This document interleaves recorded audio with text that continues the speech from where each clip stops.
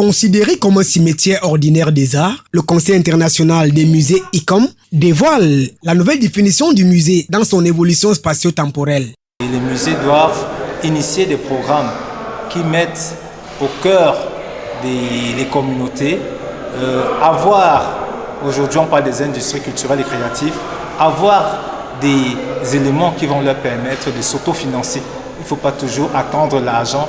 Le musée devient désormais cette institution permanente au service de la société qui se consacre à la recherche, la collecte, la conservation, l'interprétation et l'exposition matérielle et immatérielle ouverte au public, accessible et inclusif.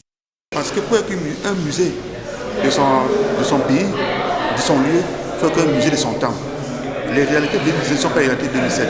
Il a fallu donc passer, il y a eu 18 mois de propositions une nouvelle définition de musée. Et il y a certains mots majeurs qui vont entrer dans cette édition, par exemple le mot inclusif, un média qui est inclusif, le mot communauté, le mot durabilité, le mot échange d'expérience, le mot échange d'informations, le mot multimédia, le mot connectivité, le mot interaction, le mot éducation, apprentissage, exposition. En fait, ça fait en sorte que le musée doit pouvoir se reformer. Cette nouvelle définition s'aligne sur un certain nombre de changements majeurs dans le rôle des musées. Les musées aujourd'hui ont un nouveau challenge qu'il faut relever. C'est pour ça qu'il faut outiller les professionnels des musées à être up-to-date, à pouvoir, comme on dit souvent, comme on le dit, à pouvoir relever ce challenge.